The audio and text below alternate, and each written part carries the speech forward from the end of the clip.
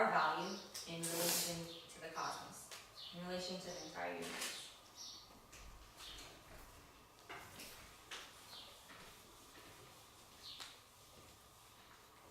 Okay, who here likes nature? Yeah. Okay. So for you, what's your favorite thing in nature? What in nature do you think is the most beautiful? Trees? Okay. Anybody else want to share their favorite thing? Mountains. Oceans? Rivers. Sky? Okay. So when you guys see these things in creation, they bring you joy, right? And peace. And when you see them, you see like this incredible beauty, right, in nature. But how many of you guys have ever felt like, wow, this ocean, these mountains, these trees are so beautiful? Have you ever looked at yourself in that way? Not so much, right?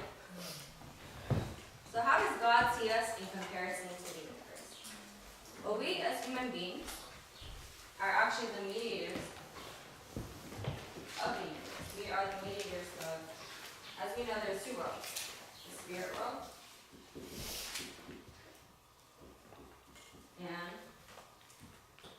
physical world, yeah.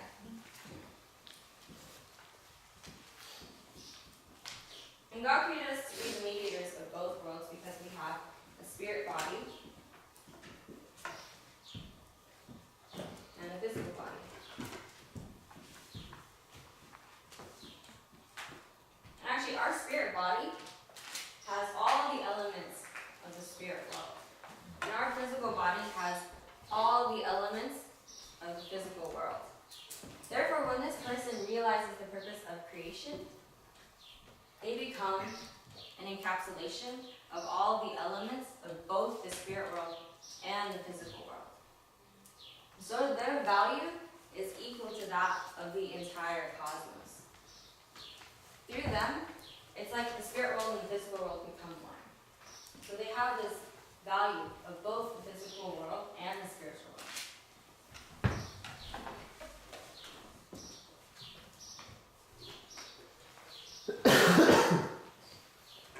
So I'd like to actually end or leave you guys with this example from the divine principle that for me I find a very beautiful example. I want you guys to imagine this machine. And this machine is not just an ordinary machine, but it's a machine that's absolutely perfect. There are no flaws in this machine. And each one of its parts, each piece of metal, screw, bearing, gear, is absolutely unique. There is no other piece like it in the entire world. And you can't make another piece, it's impossible. So each of its parts is unique, and each part makes up this perfect machine. So no matter how small or insignificant a piece may seem, its value is equal to that of the entire machine.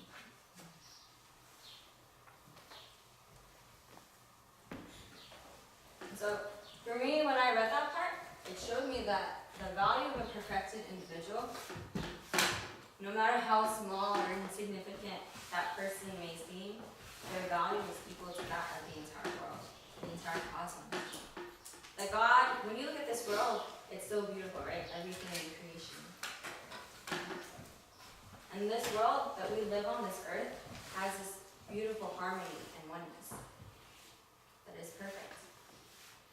But each one of us, when we reach this state of perfection, we realize our purpose of creation, we add on to that perfection. And God created a perfect world. But also He created us to be people that can reach perfection as well. And contribute to this oneness in the universe.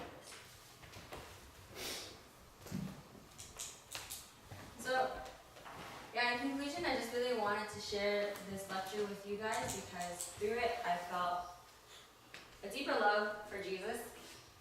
And I could see that, wow, Jesus is actually this person that has realized his purpose in creation.